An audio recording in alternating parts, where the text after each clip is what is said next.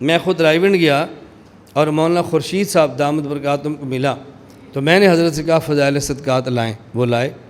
میں نے فضائل صدقات کی عبارت نکالی، میں نے کہا حضرت اس عبارت پر غیر مقلدین کا اعتراض ہے اور اس بنیاد پر مولانا گنگوہی کو اور سارے تبلیغ والوں کو مشرک کہتے۔ مکاتب رشیدیہ میں عبارت اور ہے۔ مجھے فرمایا مکاتب رشیدیہ میں کیا ہے؟ میں نے فضائل صدقات کی حاشیہ اور عبارت لکھ دی۔ میں آئندہ سال جب گیا تو مجھے مولانا خورشید صاحب نے فضائل صدقات دکھائی، مجھے فرمایا اللہ آپ کو خوشیاں عطا فرمائے، جو اصل عبارت آپ نے بتائی تھی ہم نے فضائل صدقات میں وہ چھاپ دی ہے، اب آپ نئے فضائل صدقات دیکھیں گے تو اس میں وہ عبارت ہے جو میں نے مکاتب رشیدیہ کی بتائی ہے، اب موجودہ عبارت پر اعتراض نہیں ہوتا۔ میں صرف یہ کہہ رہا ہوں کہ آپ اندازہ فرماتے ہیں ہم کہاں کہاں کس مورچے پہ جا کے لڑائی لڑ رہے ہیں، لیکن جس کو نہیں پتہ اس کو یہی گلہ رہنا ہے کہ جی سال نہیں لگایا، وہ جی چلہ نہیں لگایا، وہ جی ہمارے ساتھ گشت نہیں کیا۔ میں نے کہا خدا سے ڈرو، کچھ حیا کیا کرو۔ میں نے ایک مرتبہ تلمبہ رائیونڈ کی شاخ بیان کیا اور میں نے خطبے میں آیت پڑھی قل ھذہ سبیلی ادعو الی اللہ علی بصیرۃ انا ومن اتبعنی۔ جب میں نے آیت پڑھی تو طلباء ہنسنے لگ گئے۔ میں نے خطبہ ختم کیا، میں عام طور پہ خطبہ بہت مختصر پڑھتا ہوں، لمبا خطبہ نہیں پڑھتا۔ میں نے خطبہ ختم کیا تو میں نے طلباء سے کہا میں جانتا ہوں تم کیوں ہنسے ہو، تم ہنسے ایسے ہو آیت تبلیغ والوں کی ہے، پڑھتا مناظر ہے۔ ہم نے آیتیں تقسیم کی ہوئی ہیں نا، کوئی آیتیں مناظرین پڑھتے ہیں، کوئی مجاہدین کی پڑھتے ہیں، کوئی یہ تبلیغ والے پڑھتے ہیں، اپنی اپنی آیت۔ جب بھی آپ جمعہ سنیں گے نا یا بیان، اپنی اپنی آیتیں۔ ایک ہم فقیر ہیں کہ جن اعلان کیا ہوا کہ نہیں بھی سارا قرآن ہی ہمارا ہے، سارا قرآن ہمارا ہے، سب کا دفاع کرنا ہے، سب کو پڑھنا ہے۔ پھر میں نے ان کے مزاح میں کہا، میں نے کہا زیادہ نہ ہنسو، یہ آدھی آیت آپ کی ہے آدھی میری ہے۔ ادعو الی اللہ آپ کی ہے، علی بصیرۃ میری ہے۔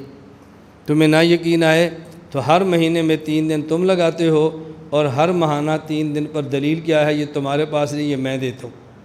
طلباء تھے، میں نے کہا ماہانہ سے روزے پر اگر تمہارے پاس دلیل ہے تو پیش کر دو۔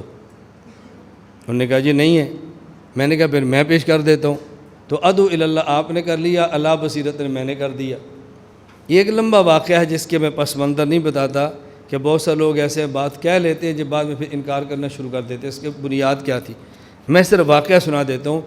کراچی میں ایک تبلیغی تھا، 14 سال تب تبلیغ کا کام کرتا رہا اور بالآخر تبلیغ کو چھوڑ دیا اور ڈیفنس کے ایک مسئلے میں اس کے مقابلے میں حلقہ لگانا شروع کر دیا۔ مجھے کس نے کہا چھوڑیں ان ساری باتوں کو، خیر میں کسی کہنے پر اس مسجد میں گیا اور وہاں جا کر میں نے ان سے بات کی۔ میں نے کہا بھی آپ کا کیا اشکال ہے؟ اس نے کہا یہ ماہانہ 3 دن لگاتے ہیں اور یہ کہتے ہیں کہ یہ شرعی عمل ہے۔ تو شرعی عمل تو شریعت سے ثابت ہوتا ہے، تو ماہانہ سے روزہ اگر شرعی عمل اس پہ کیا دلیل ہے؟ میں نے کہا اس پہ دلیل قرآن کریم ہے، صحیح بخاری ہے اور صحیح مسلم ہے۔ مجھے کہتا ہے جی وہ کیسے؟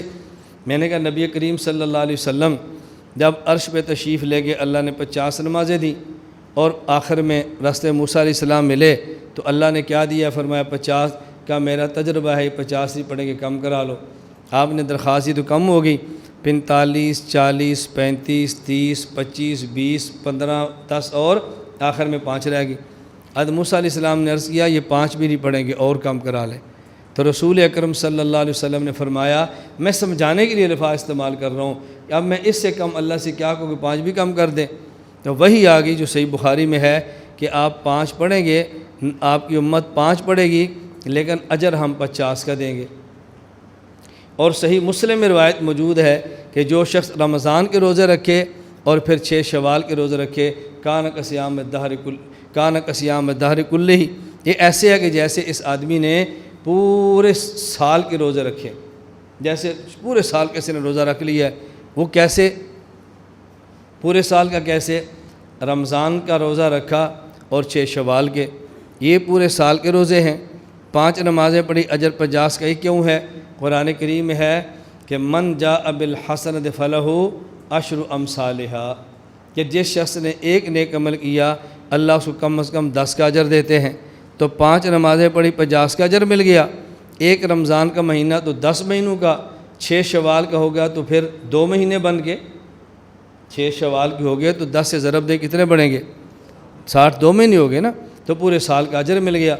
میں نے کہا قرآن کریم میں ادعو دعوت دو، بلغ تبلیغ کرو۔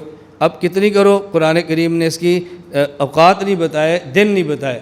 پھر ہمارے کعبے نے فرمایا کہ ہر مہینے میں 3 دن لگا لو، نتیجہ یہ نکلے گا کہ 3 دن لگانے پر 10 کا اجر ملتا ہے، تو ہر مہینے 3 دن لگانے سے پوری زندگی دعوت کا اجر مل جاتا ہے۔